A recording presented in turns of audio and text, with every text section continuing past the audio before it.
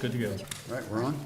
Night, family. All right, I'd like to welcome everyone to the June 29th, 2023 meeting of the Delaware County Board of Commissioners. Would you please rise and join me in the pledge? I pledge allegiance to the flag of the United States of America and to the republic for which it stands, one nation, under God, indivisible, with liberty and justice for all.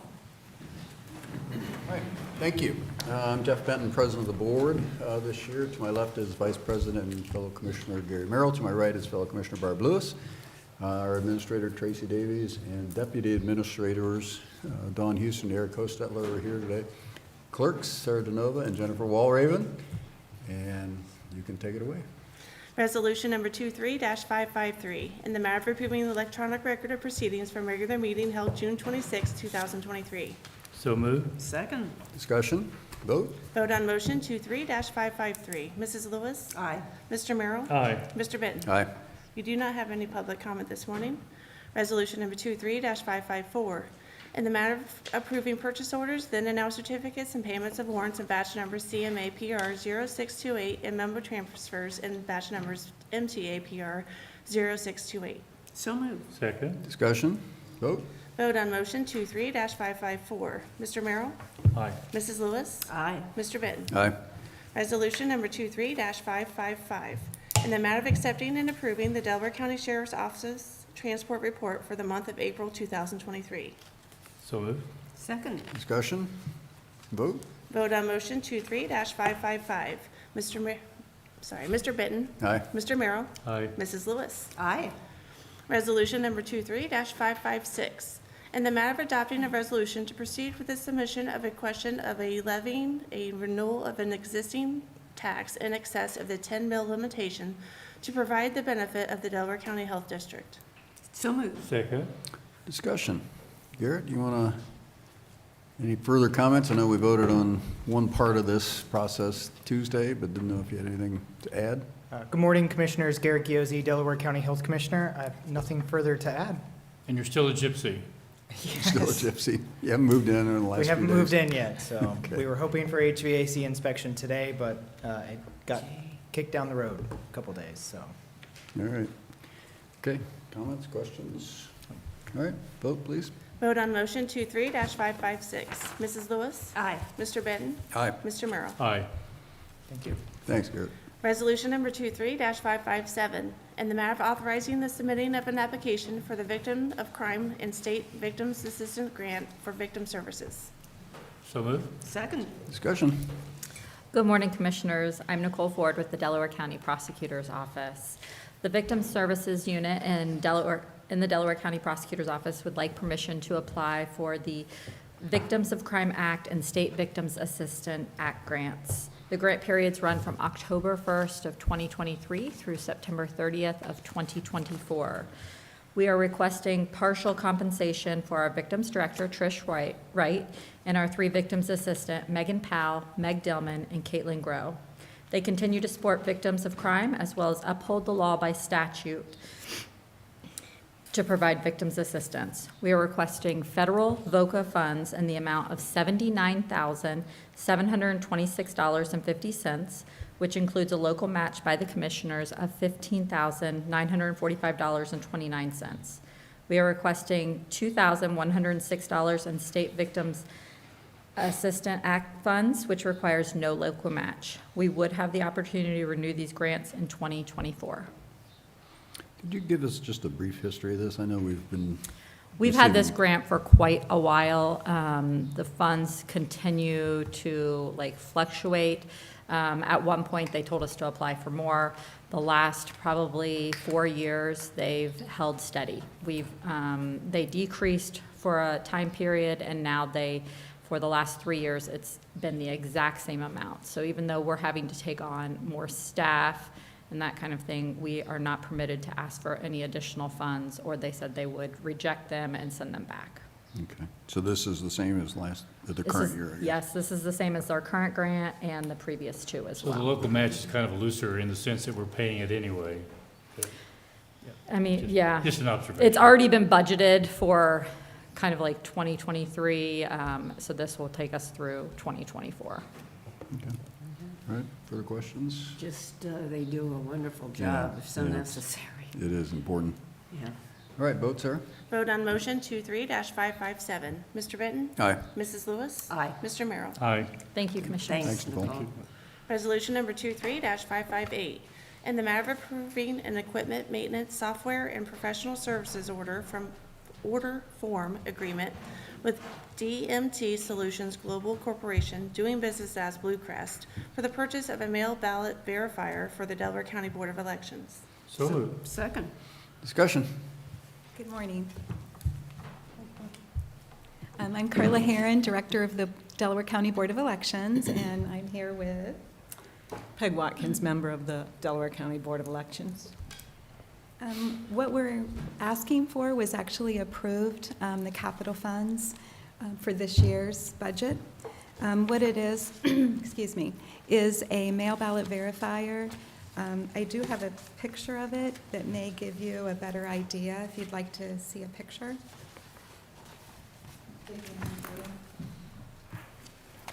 Great. Thank you.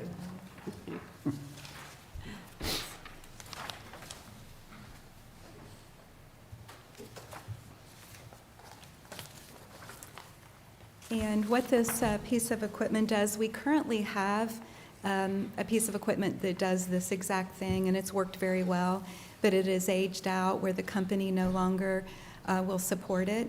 We're the only ones in the state of Ohio that have this system, and so they let us know about a year ago that they were no longer going to support it, and we do need some additional parts for it. So we've really been forced, if we want to continue with using this type of machine. But what it does is it actually images the absentee ballot for the mail ballot when it comes in. And once we image the ballot, the envelope unopened, we can store it away for security purposes. And then we would actually electronically confirm the information on the ID envelope without actually having to have them on desk and around the room. Also, it would require a Republican and a Democrat to both check the information electronically before it could be accepted.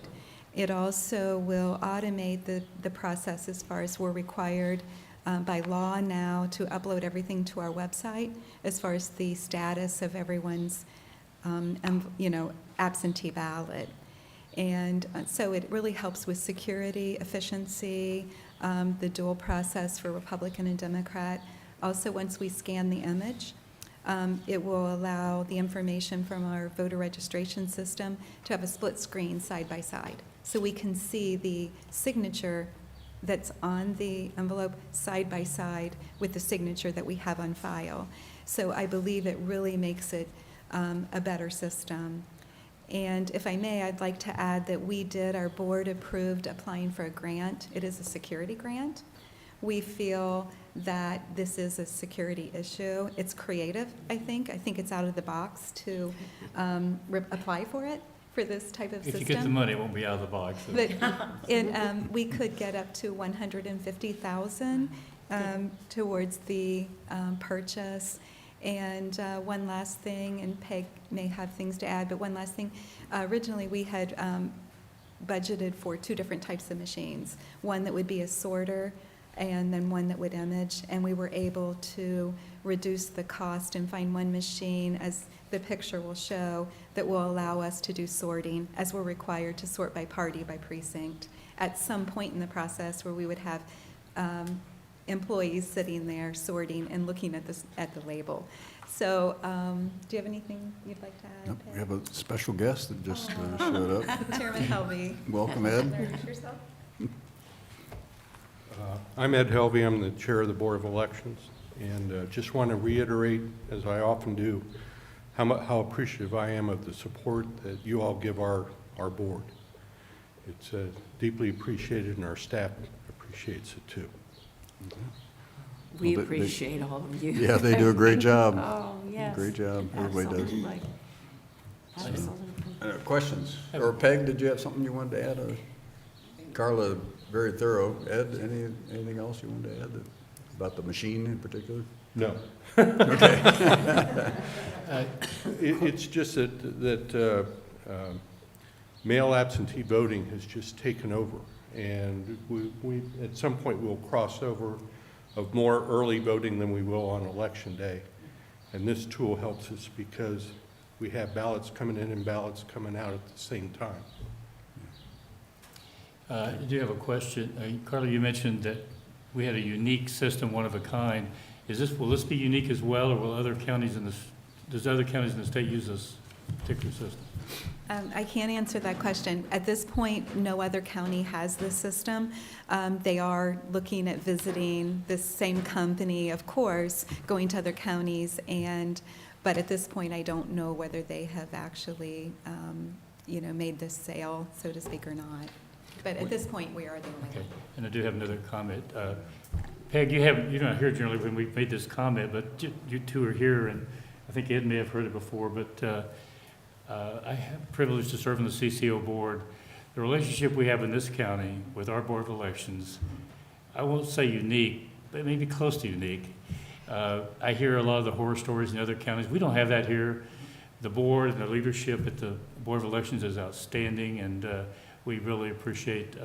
And with that in mind, I understand that the Secretary of State gave you a special award, Election Official of the Year, and wanted to say congratulations. Thank you very much. It was unexpected, and a real surprise. I kind of caught on when I saw my grandson in the crowd. So, but, I've got to say, Gary, if you keep saying nice things about me, I've got to figure out my future and which one of you guys is up for re-election. I did have a question about the upcoming election. Could you just talk a little bit about that and when absentee voting starts? I'm happy to. As a matter of fact, military and overseas voting already has begun. It's underway last Friday, but the 11th of July, we will be opening our vote center and sending out our first batch of ballots. At this point, we have about 700 absentee requests in at this point. Wow, okay, already, okay. Thank you. You're July welcome. 11. So Carla, when And then- would this machine be in service? Of course, we want to do it before a presidential year, a primary or general. Our understanding is they could have it delivered within 6 weeks, and we could actually be able to use it for the fall, which would be really a good, you don't want to say a test run because those are so important, local elections, and there's so many moving parts to our local elections, but I think still we want to make sure we can work out a lot of the bugs internally before putting some type of federal race on. So that's the reason we'd really like to do it now. Thank you. And the special election is August 8th. Could you just mention what that is, what's going to be on the ballot? I'm not sure if I'm the one that you want to have described. It is, late last year, they announced, they changed the statute that says there will be no more August elections. It's a real burden for us because we're certifying the August election while we're setting up for the November election. And if you have a primary in May, it just all jams together. So we were grateful for that change in the statute.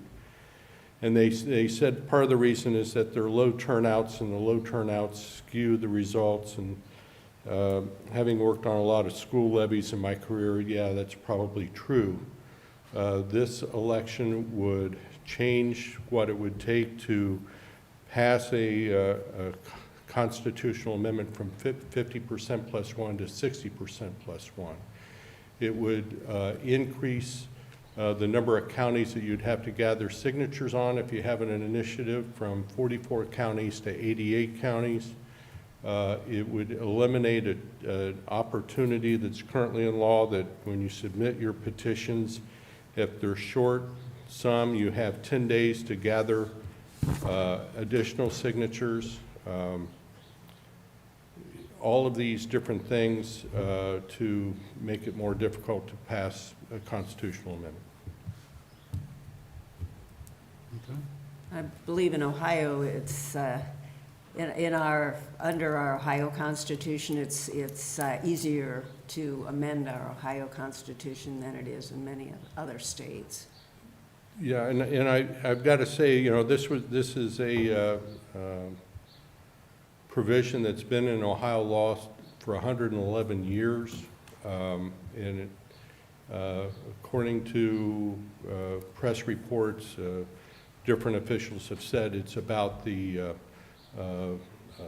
abortion issue that potentially could be on the November ballot. So for one issue, we're going to turn things on its head. And I'm real reluctant to change our Constitution. There have been situations, primarily the casino issues, where individuals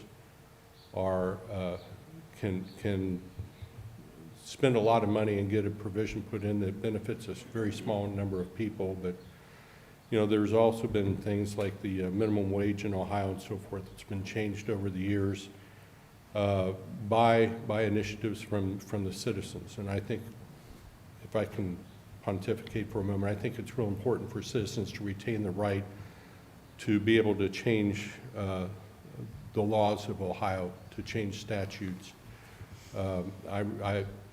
Barb, you and I have worked with Bill Batchelder in the past, and when he was a member of the minority and when he was Speaker of the House, he didn't believe in emergency clauses in legislation because that removes the right of referendum. He would always vote no on an emergency issue because he thought it was important that the citizens have the right to change a law that they saw as unjust.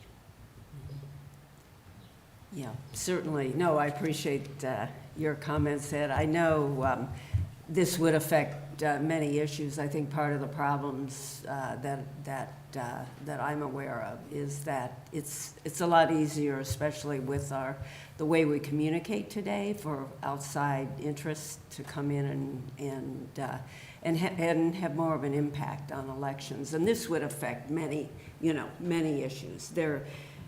Boy, I mean, our Ohio Constitution's really growing fast as far as the number of items that are in it.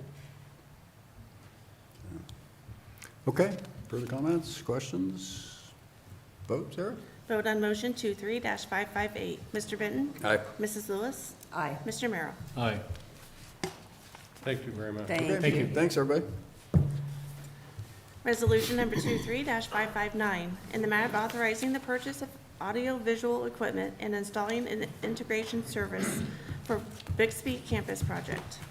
So moved. Second. Discussion. Good morning, John Melvin, Director of Facilities. As noted, this is for an AV and audio-video package for the Bixby project. Okay, questions? Vote, please. Vote on motion 23-559.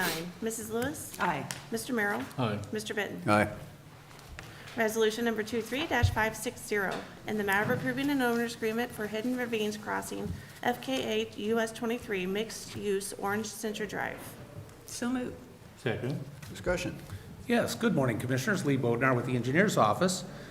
This resolution is for the owner's agreement for the road construction and stormwater improvements for the 31.14 acre Hidden Ravines Crossing mixed-use development site, which is located off of US 23 in Orange Township. It's the BJ Wholesale Club site, and we would recommend your approval.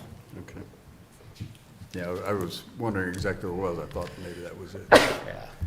It's kind of gone through a name change. Yeah, It yeah. was, before it was JLB, I think, LLC site or something like that. It was just by initials.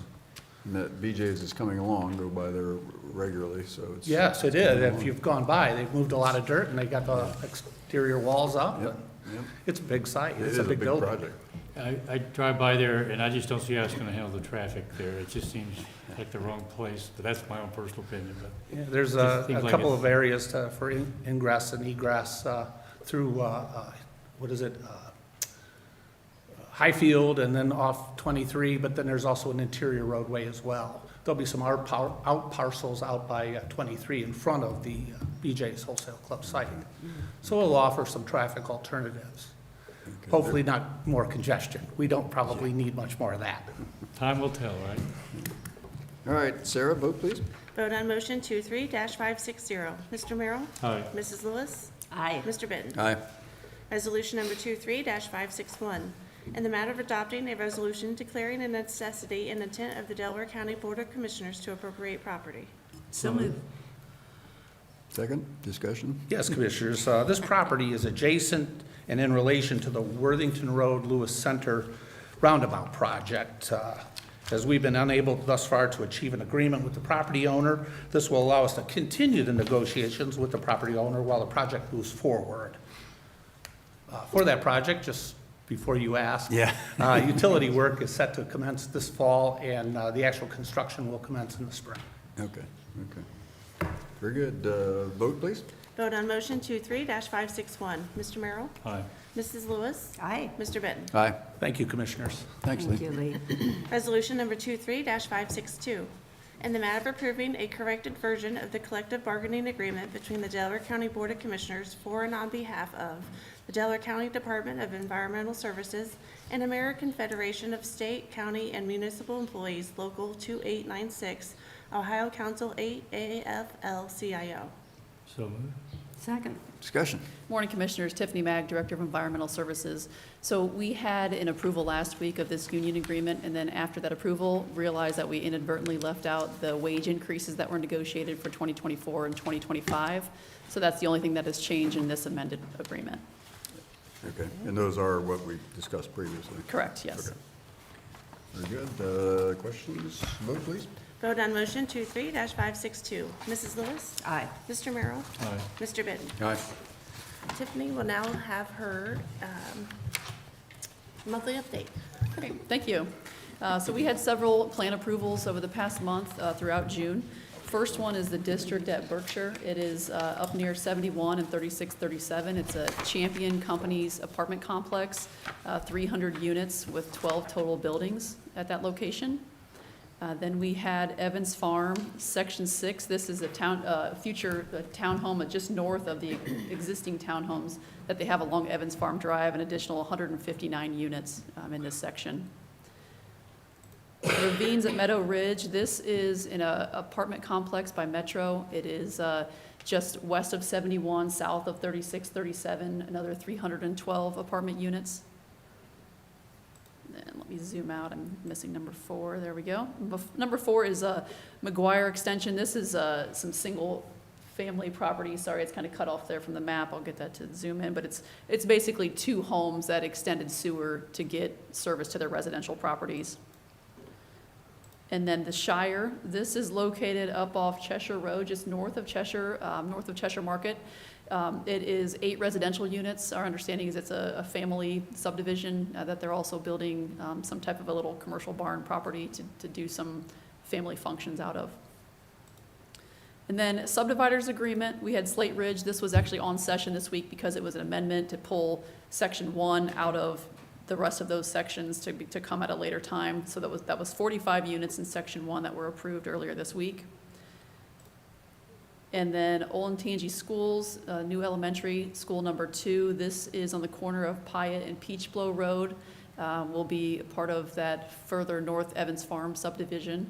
So they have sewer service directly to the east for that school property there. And then Ravine Run, this is an actual sewer acceptance. So this has been on the past couple months. 14 single-family lots, which is off of Riverbend Avenue in Orange Township, kind of near that mire on 23. And then finally, Liberty Grand Communities, Section 3, Phase B. This is another apartment complex, 28 multifamily buildings with a total of 191 apartments, totaling 147 ERUs at this location along Sawmill Parkway, just to the west of Sawmill Parkway. So any questions on any of those? We've had a busy June. Seems like a lot of, apartment type property or projects moving forward, which is kind of consistent with what we expected in 2023. No, thank you. Great, Yeah. thank you. Appreciate the update. Thanks, Tiffany. Resolution number 23-563, in the matter of adopting the Delaware County Community Enhancement Grant Program requirements. So moved. Second. Discussion. Good morning, Commissioners. Jane Hawes, Director of Communications. We have before you the document which lays out all the requirements for the Community Enhancement Grants Program, and I know there are many agencies in the area who will be happy to receive this later today when I send it to them. But we encourage your approval, and I don't know if you have any questions at this point. What do you think, if you could just go over the process and the timeline on this? I know- Yeah, basically with making the, we've created, updated the application portal online again, although there are hard copies available if people need that. But last year when we rolled it out, everyone did do it online, and I think that helped streamline it and also keep things more consistent. We have gone back to doing a reimbursement model where people will submit the invoices or the proof of payment for the projects that they choose to submit in their application. They are all capital improvement projects that people can apply for. The timeline, we'll have the application portal open for 3 weeks, and then starting today. Today. Okay. Yeah. So July 20th at 4:30 PM precisely will be when it closes. Then staff will take the applications, will look at everything, make sure that they've met the basic requirements, as laid out in this resolution, and then sort of create a summary of what all the projects are. I forget, last year, I think we got about 25 total, and I think we funded 14 in full. So that will take 2 to 3 weeks roughly for staff to process all the applications. And then at that point, we provide the information to you, and you go through the material, come up with your individual sort of assessments on the applications, and then we call that together to come up with recommendations on what the funding should be, because we always get requests for far more than, dollars than are available. I think last year was about $634,000 were requested, and we really only had a pot of about $250,000 to share. So I think all told, probably it takes about 2 months from today for us to come up with these decisions. And you've worked very hard on this in the past and this year, so thank you. But I good to know see it's very valuable to a lot of organizations in Yeah, the it area. really They do, is, yes. It's good to see They the do. process streamlined and hopefully, yeah. for both of us, for us and the applicants. It's Yeah. good to see, and the definition of the agreements or the qualifications is very helpful Yeah. as well. Yeah. We've tightened it, or not tightened it, we've just defined it better. I think we have. And Eric was obviously hugely helpful with that, so. Okay, questions, discussion? Vote, please. Vote on motion 23-563. Mr. Benton? Aye. Mr. Merrill? Aye. Mrs. Lewis? Aye, Thank you. thank All you, right, Jane. thanks, Jane. We do have 2 other items of business. The first one we'll take is the unstapled resolution. Resolution number 23-564. In the matter of approving an amended scope of work and budget for the program year 2020 Community Development Block Grant Agreement, B-F-20-1AT-1 with the Ohio Development Services Agency. So moved. Second. Discussion. Morning, Eric Hostetler, General Counsel. If you recall, we had bid for this project back in 2021, and it was determined that there were some administrative steps that had not been taken, such as obtaining the environmental review. We entered into a contract with Lawhon and Associates to conduct that review, and it's been completed. And in order to do the project now, we would need to amend the grant agreement, providing for an amended scope and budget, and also it extends the time period for the grant to complete that project yet this year. Since the original project was developed, the owner of the property has actually done some of the work, so that's why there's a reduction in the scope. So this is to approve that amendment with the state so we can proceed with the next steps in the project. Could you describe the project a little bit for us? I know this is a couple years old now. So this is in Kilbourne. The project that remains is some parking facilities, pavement for parking lots, some minor street improvements and sidewalk improvements, and other related improvements around those. Okay. Very All good. part of the Kilbourne downtown project. Right. Kilbourne's coming along. It's good to see. Comments, questions?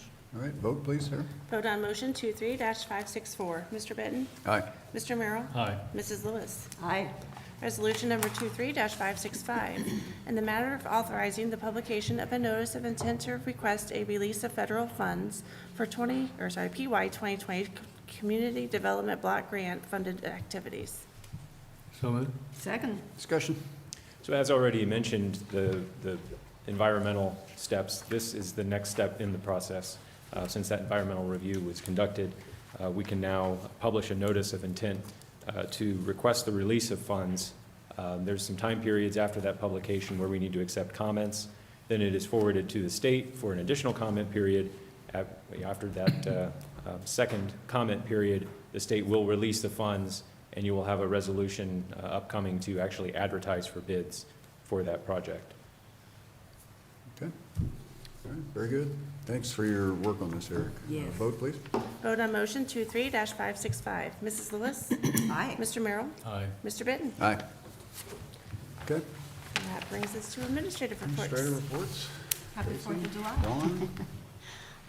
I echo Happy 4th of July as well, but I wanted to also mention that I attended the ribbon cutting for United Way yesterday. And I want to thank you for doing that in our Yeah. I No couldn't problem. make it. I was happy to go. This was for the Young Adult Transitional Living Program, the house that they renovated recently. It is amazing. The house is wonderful. They will begin taking applications for youth who are interested in living in this home, and then receiving the wraparound services that they will be providing all the youth that will be staying there. That will most likely open for youth to start staying there in July, the end of July. So right now How they're... many residents can stay? I was trying to count all the bedrooms. There are at least 8 to 10. They will all have their own bedroom. All of the furniture was very nice. It has been donated by Big Lots, and the youth, when they move out, will be able to take all of the items that are in their rooms to their new home or apartment. As they transition out of the program. So How long are they allowed to stay in there, do you know? they can stay anywhere from a couple of months up to a couple of years. So, yeah, whatever they need, I think they're planning to ensure that the youth will have the services and the items for them to be able to transition, including towels, sheets, personal belongings as well. So where is it, Dawn? It's on Oak Hill Drive, in Delaware. Yeah, I By knew it was, Ohio knew it was Wesleyan. close Yes, yes, it's right beside Ohio there. So this is a Wesleyan. renovated building? It's a renovated old home. Home, yeah. Mhm. Okay. Yes, and it's amazing, it's beautiful. Yeah, it's a neat street. It's come, really, a lot of the homes along there have been renovated. Very, very nice. Yeah. Well, good. It addresses a gap we have locally. Yes, in absolutely. helping kids Yeah. transition to adulthood, so it's good to see. Yeah, very much needed, so I'm Other- glad to see it's happening. Other I don't topics, have anything comments? else. Okay, Eric, you. anything else?